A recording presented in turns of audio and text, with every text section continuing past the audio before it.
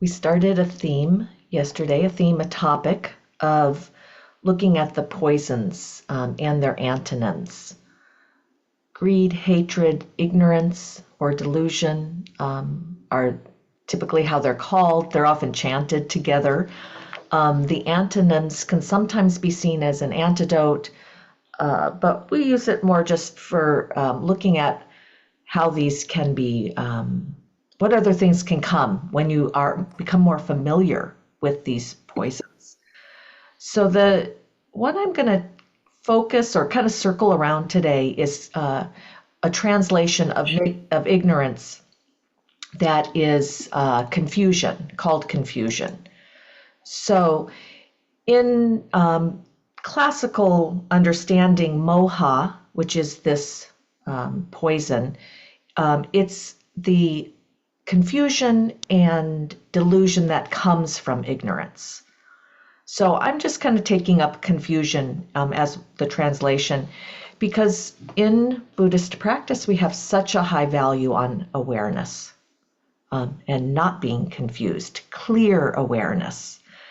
So the other types of awareness, sleepy awareness, restless awareness, grainy, jumpy, soupy, loopy, all these other kinds of awarenesses are really not that valued.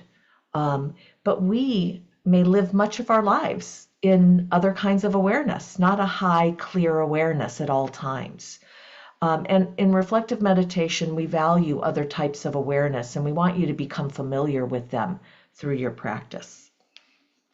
So this week I watched an episode of Black Mirror, and it's a modern Twilight Zone series. And there's projections of a happy couple. They've met each other, they've become married, and height of happiness when they discover she has a brain tumor. And it eventually puts her in a coma. So in the hospital, the husband's grief is overwhelming, but the doctor refers him to an experimental process that he could try, and it's called River Mind. And at that point, and I think this is a very tender point, he was willing to do anything, overcome by grief and despair. It's a really tender time and vulnerable time. And so he says, I'll go listen to what the experiment is. And in essence, it's a new procedure that you can buy a prescription plan to continue his wife's life online and manage it from an app. Now, this is Twilight Zone-ish, but not that far off from some of the AI proposals that are out there these days. But he's offered a plan to get out of sickness and death and to buy an old age for his wife. And this episode has really wormed itself into my brain and into some of my thinking. And I won't give a spoiler. I'm not going to go into the rest of it. But at this point, it's a fact that we all die. That's not something you can trick yourself out of. But at that time, we are so susceptible and I would say confused, and delusions that are presented to us become real or seem very possible, and we forget what we know. So if you're a Christian, you might say you were tempted by the devil at those time periods, those junctures in life. If you, in some Buddhisms, they talk about Mara being the tempter.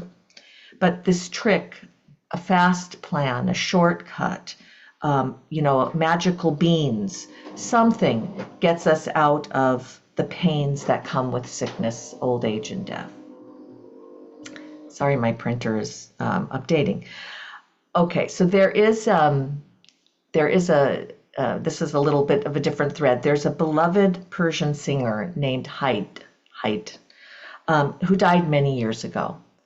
And my husband was listening to a musical podcast, and he heard her singing some modern music. And it was one of these moments of like, what? How is this possible? Didn't she die? So he had to look this up, go talk to some of his friends, and he found out that indeed her voice was being used to sing modern songs. Now, he went back to the song and he could kind of hear some of the discrepancy. He could hear just a little bit of it. But had he not known, he would have thought it was her singing. And it was kind of one of those moments of confusion, delusion. What's going on here? So I found some new language for that, what's going on here. I've been using it on myself lately, and it's like being in a slipstream. So this is it comes from Norma Wong, and she is an indigenous writer with indigenous perspective as well as a scientific perspective. And she wrote a book, When No Thing Works. She also has a Zen perspective. But she lists what she calls collective upheaval events. And during these upheaval events, we are in a slipstream. Time is operating differently. So the four she gives are epidemics and pandemics as one, mass migrations, wars, and technological advancements, which we're in. And I added in the collective of old age, sickness, and death, but it's not like we're all going through that at the same time. We're all going through that on our own time, though a lot of us are merging in that. But during these upheavals, times moves differently, like you're in a slipstream. So it's like the Gulf Stream. Things can speed up radically, while at the same time other things can feel like they're bobbing slowly on the surface or twirling in little whirlpools. And that this is an actual phenomenon of our Earth, of the oceans, of what's actually going on in nature, and we can feel that within our mind streams too. So when I came to the practice, I was on the heels of my own near-death experience and also my niece who died when she was 8 from lung cancer. And I feel really grateful that I was introduced to the Dharma and not just magic beans or another quick relief get up. But the Dharma was also confusing. It wasn't clear. It felt right. But I also had to do a lot of sorting through what was confusing for me, what were some old beliefs, what were new beliefs, what was emerging. And it's a practice to go into that confusion and not to ignore it or not to try to transcend it. And therefore, in reflective meditation, we don't use the language of getting rid of the poisons or simply applying an antidote to them. We really find ourselves focusing and being with these tender spots while practicing the Dharma. These personal and collective upheavals. So I'm back to Norma's words.